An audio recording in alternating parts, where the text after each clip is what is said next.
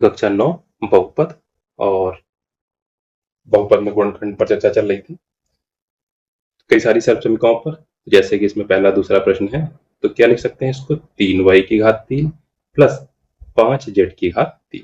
तो क्या सर्वसमीकरण लग जाएगी a की घात 3 प्लस b की घात 3, a cube plus b cube, a cube plus b cube बराबर a plus b, a square plus b square minus ab, ये सर्वसमीकरण लग जाएगी।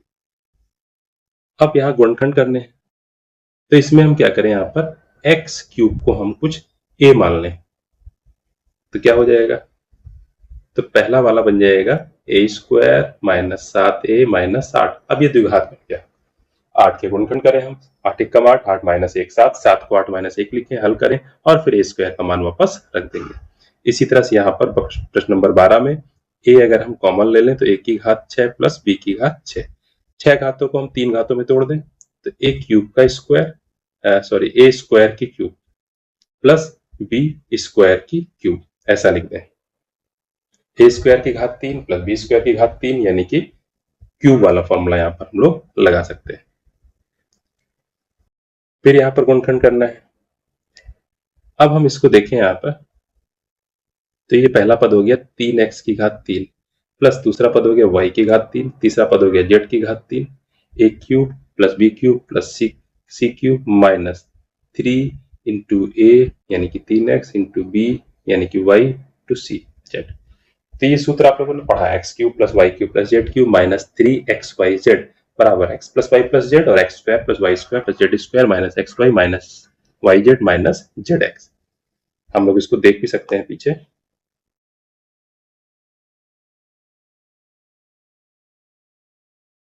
सब समीकरण हम लोगों ने देखी थी।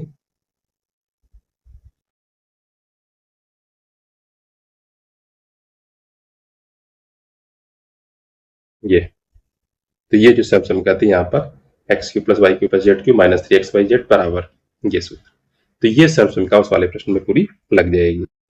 तो ये यहाँ पर सब समीकरण का उपयोग कर सकते हैं। सत्यापित कीजिए। अब इसमें एलएचएस और आरएचएस बराबर बराबर सिद्ध करने हमें, तो एलएचएस में यही सूत्र लग जाएगा, a cube plus b cube plus c cube minus 3ab लगा करके इसको हल करेंगे तो सत्यापित हो जाएगा। वास्तव में घनों का परिकलन किए बिना निम्नलिखित में से प्रत्येक का मान ज्ञात कीजिए। अब वही है, यहाँ पर रीजनिंग टाइप क्वेश्चन है यहाँ पर ये, और घनों का परिकलन हमें नहीं करना है। परिकलन मतलब मान नहीं निकालना है हमें, जैसे ये नहीं करना है यहाँ पर सीधे सीधे कि -12 गुणे -12 गुणे -12 कर दे 12 बने 44, ऐसी गुणा हमें नहीं करनी। फिर क्या करना है, -12 की घात 3 क्यूब वाला प्रश्न प्लस 7 की घात 3 प्लस 5 की घात 3 यानी कि X cube plus Y cube plus Z cube. अब ये हमारा बना। अब ये हम सब समीकरण देखें कि X cube plus Y cube plus Z cube ऐसा कुछ मान इसका होता है, तो यहाँ पर हम देखेंगे इसका मान ऐसा कुछ है नहीं। तो हम क्या करेंगे, इसमें एक पद अपने आप जोड़ लेंगे और एक पद वही घटा लेंगे। क्या जोड़ेंगे, अगर हम यहाँ पर +3xyz जोड़ पाए और -3xyz घटा पाए, तो ऐसा करने से कोई फर्क नहीं पड़ेगा, जितना जोड़ा उतना ही घटा दिया। तो ऊपर भी हमको यही करना पड़ेगा, +3 इंटू एक्स मतलब -12 इंटू वाई मतलब 7 इंटू जेड का मतलब 5, इतना जोड़ा और इतना ही घटा दे तो -3 इंटू -12 इंटू 7 इंटू 5, इतना ही जोड़ा इतना ही घटाया। और जो शुरू वाले ये पद हैं इनमें जो है हमारी सर्वसमीका लग जाएगी। क्या सर्वसमीका लगेगी यहाँ पर,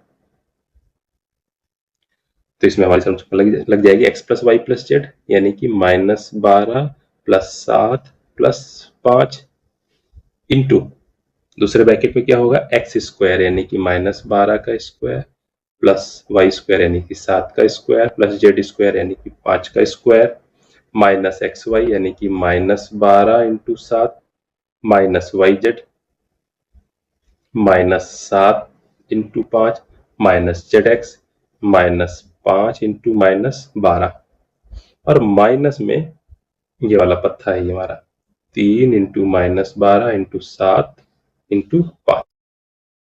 अब इसको हल करना है, -12 प्लस 7 प्लस 5, तो ये क्या हो जाएगा यहाँ पर हमारा -12 प्लस 7 प्लस 5 प्लस 7 प्लस 5 हमारा क्या होता है यहाँ पर 12 और -12, तो -12 प्लस के 12 तो क्या हो जाएगा कुल मिलाकर के पहला ब्रैकेट हमारा 0। यहाँ पर देखेंगे चिन्ह, यहाँ पर ये प्लस की बजाय माइनस होना था, ये प्लस था। ठीक है, ये माइनस चिन्ह था, ये प्लस था फॉर्मूले में। तो ठीक है, अब ये पहला वाला ब्रैकेट पूरा शून्य बन गया, यानी इसके साथ में जो मंझले ब्रैकेट के अंदर लिखा हुआ वो भी पूरा शून्य बन जाएगा। प्लस हमारा क्या बचा रहा, 3 इंटू माइनस 12 इंटू 7 इंटू मान।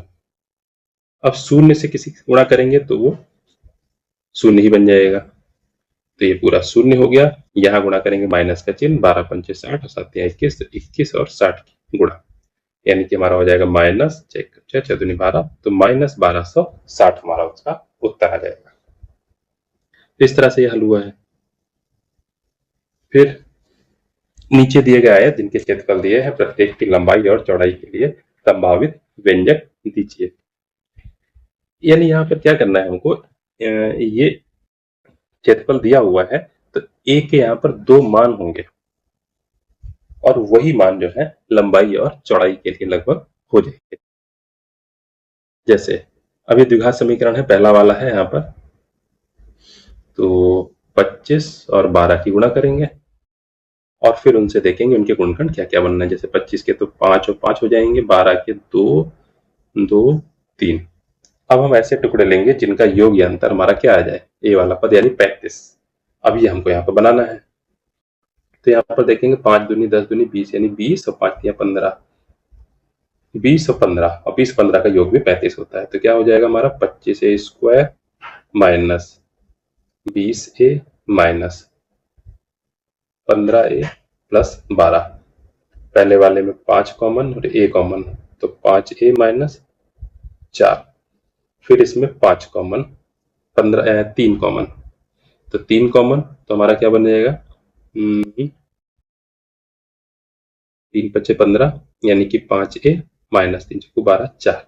तो क्या आ जाएगा हमारा 5a माइनस 3 और 5a माइनस 4। अगर हम पहला ब्रैकेट जीरो करते हैं तो एक का मान आएगा 3/4, दूसरा जीरो करते हैं तो एक का मान आएगा 4/5। फिलहाल यहाँ पर एक का मान हमें नहीं निकालना है, ये 2 ब्रैकेट का गुणनफल हमारा आया, यानी कि क्षेत्रफल, और क्षेत्रफल होता क्या है, लंबाई गुणे चौड़ाई। यानी कि ये जो 2 ब्रैकेट है 5a माइनस 3 और 5a माइनस 4, इसमें से एक ब्रैकेट हमारा लंबाई होता होगा, एक ब्रैकेट हमारा चौड़ाई होता होगा। तो इन्हीं में से एक लंबाई हो जाएगी, एक चौड़ाई हो जाएगी। इस तरह से प्रश्न हल हो जाएगा। अगला प्रश्न है, देखने में कंफ्यूजिंग है लेकिन 155 3 बार है, यानी कि पहले क्या लिखा हुआ है 155 की घात 3 माइनस 55 की घात 3 बटे 155 की घात।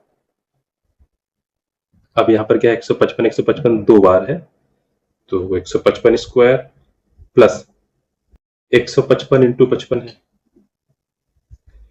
दूसरा पद, और तीसरा पद है 55 इंटू 55, तो प्लस 55 स्क्वायर और प्लस 155 इंटू 55। तो ऊपर हम a cube minus B cube सूत्र लगा देंगे।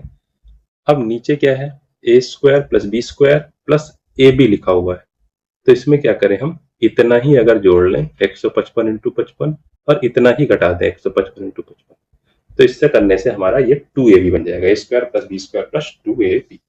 और फिर इसको हल कर लेंगे तो हमारा ये सरल हो जाएगा। गुणनखंड कीजिए, तो ए क्यूब प्लस बी क्यूब, तो इसको हम लोग लगा लेंगे, सूत्र से लग जाएगा। फिर x प्लस वाई का मान -4 दिया हुआ है, तो X cube plus Y cube minus 12xy plus 64 का मान याद करना है। X cube plus Y cube में सूत्र लगा देंगे, जहां जहां एक्स वाई आएगा उसका मान हम लोग -4 रख देंगे। फिर ये भी गुणनखंड है, इनको आप लोग लगा के देखेंगे। और ये आयतन दिया हुआ है, 3 घात की समीकरण है, इनको हम लोग लगाएंगे, लंबाई गुणे चौड़ाई गुणे ऊंचाई आएगी। जैसे पहले वाले में अगर हम लोग 3x कॉमन ले लें तो बचेगा x माइनस 4, तो 3x जैसे कॉमन लिया x माइनस 4, यानी कि 3 इंटू एक्स माइनस 4। तो 3 चीजों का गुणनफल आ गया। तो एक लंबाई हो सकती है, एक चौड़ाई हो सकती है, एक ऊंचाई हो सकती है, यानी कि लंबाई चौड़ाई ऊंचाई में से जो इसकी विमाएं हैं वो 3x और x माइनस 4 हो सकती है। तो इस तरह से है, आप लोग प्रैक्टिस करके देखिएगा। फिर हम लोग मिलते हैं अगले अध्याय में।